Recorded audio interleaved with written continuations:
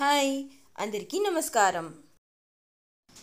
ఈరోజు మా లంచ్లోకి పులావ్ చేశాను. దానికి కాంబినేషన్గా కుకుంబర్ రైతా.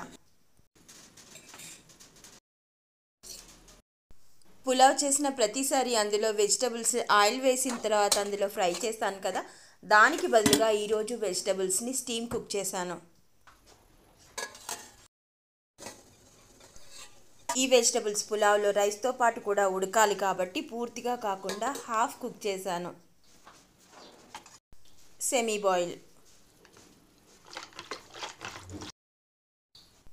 ఈ రైస్లో నేను వేసిన కీరా దోసకాయలకి పొట్టు తీయలేదు, ఎందుకంటే ఇవి ఆర్గానిక్వి కాబట్టి పొట్టు తీయకపోవడం వల్ల నష్టం ఏముండదు, చేదు అసలే ఉండవు.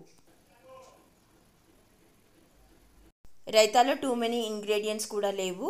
సరిపడా ఉప్పు, కాస్త శొంఠి పొడి,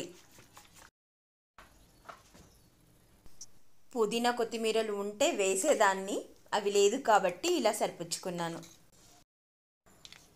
ఇంకా పులావ్లో క్యారెట్ బీన్స్తో పాటు పన్నీర్ పీసెస్ కూడా వేశాను. మొత్తం పన్నీర్ వాడలేదు, మొత్తం 200 గ్రామ్స్ 100 గ్రామ్స్ పన్నీర్ మాత్రమే యూజ్ చేశాను.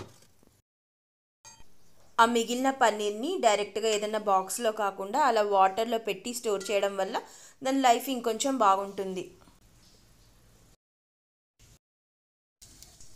ఇంతకుముందు వీడియోలో చెప్పాను కదా, ఈరోజు పులావ్లో సీక్రెట్ ఇంగ్రీడియంట్ అని, అది ఈ లెమన్ గ్రాసే.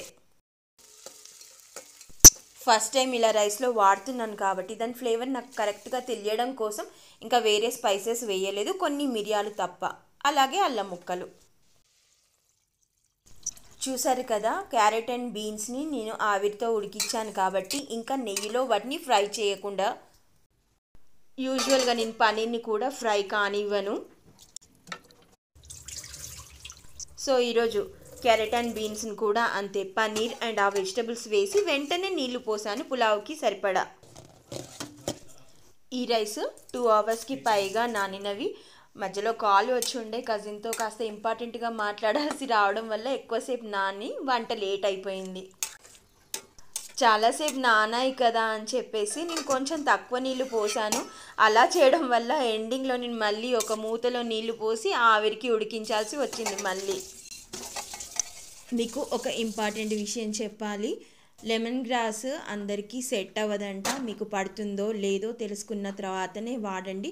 పర్టికులర్గా ప్రెగ్నెంట్స్ లేడీస్కి అండ్ పిల్లలకి పాలిచ్చే తల్లులు మాత్రం వాడకూడదంట.